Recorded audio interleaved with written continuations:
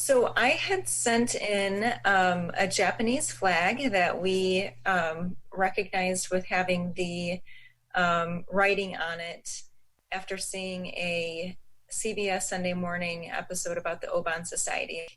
My grandfather, in his later years, in his retirement years, was an antique dealer. But he did focus on World War II memorabilia, um, since that was a war that he fought in, and it affected him very deeply. And so this was one of those items. My grandfather suffered from dementia in his later years.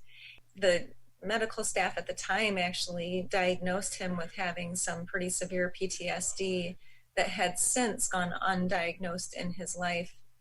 We feel was, that was a result of the war as well.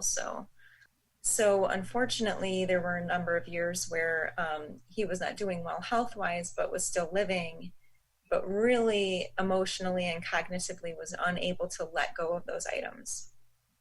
So upon his passing, my mom and her two sisters were then the custodians of all of the items. I agreed to take some of the items and just kind of hold them until we could get back together and figure out what to do. And I was in possession of the flag at the time that I was aware of your organization, and just the dots connected at that point for me.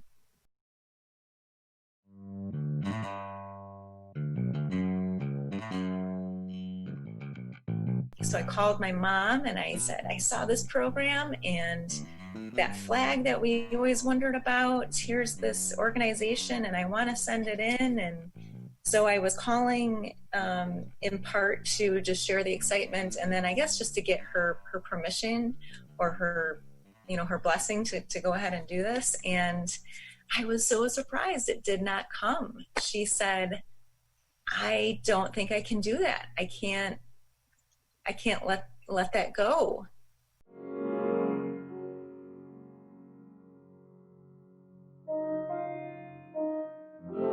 That whole incident opened the door to this secondary wave of PTSD or effect from the war, which is how the children of the soldiers then live their life with parents who have experienced trauma. And so I made another phone call to my mom, but this time I wasn't asking. I basically had made the decision for myself as a granddaughter.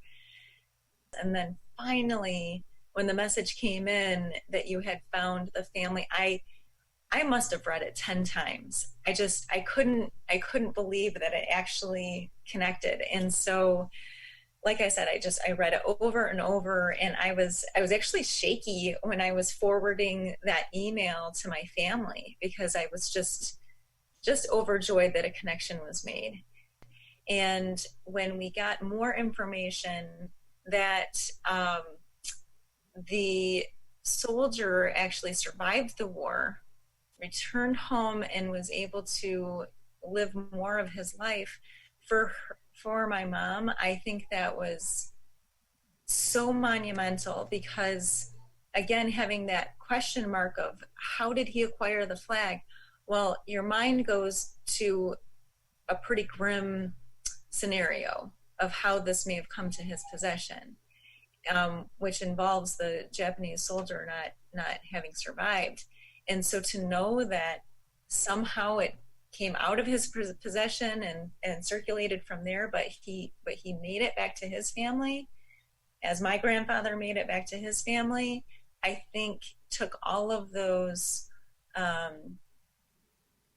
imagined scenarios about what may have been and just put it to rest, so that at least there was some relief in knowing that soldier survived.